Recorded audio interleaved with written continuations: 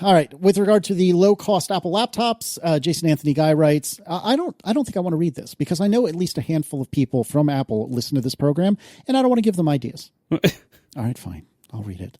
Jason Anthony Guy writes, here's one more option for cost savings on the rumored low-cost Apple laptop. Ads on the boot, login, and wake screens, and for good measure, the screensaver. Coming soon, Apple MacBook, paren, fall 2025, comma, with ads, paren, with a $150 option to remove them.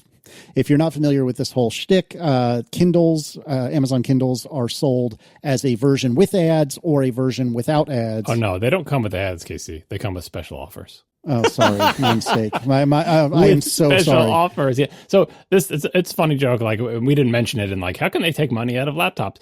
We didn't mention it for two main reasons. I feel like one is that, and we say this every time we talk about the potential of Apple doing ads and stuff.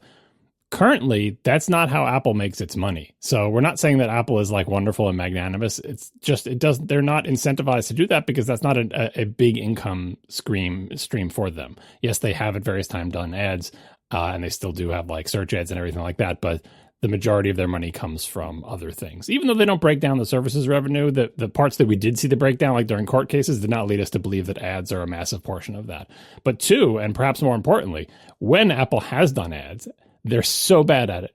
They're just really bad at it. Like, are they bad at it because institutionally they kind of like don't want to do ads? Are they bad at it because people who are really good at doing ads wouldn't go to work at Apple? I don't know the reason, but they're not good at ads. And so it's not really a fear for me that that's going to be their go-to strategy to extract money to produce a low-cost laptop. I hope it's because they also would be repelled by the tastelessness of it. I do see a lot of complaints in the Windows world about the prevalence of ads within the Windows interface. And yes, we complain about Apple advertising its stuff to us all over its own things.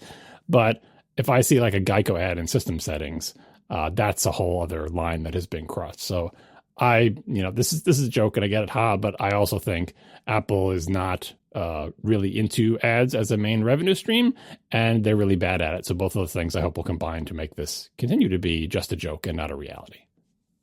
I agree that there is a line between what they do now with like promoting Apple Music, Apple Pay, all the different things. F1 movie. Yeah, I mean that's a different section. But I'm just saying, like, still, it's all in the Apple family. I know, but in the settings and as like splash modal screens in their own apps, like the music app, like they do heavily have advertisements for their own upsells in those apps, and they're very they work like any other ad. Like I don't think we can call them anything but ads when they have like the badge on the settings app, and you go in and it's like, you should add Apple Care today, or like the full screen modal and music saying you should really subscribe to Apple Music. Like, those are just ads for Apple stuff. So, like, they're definitely ads. There's no getting around it.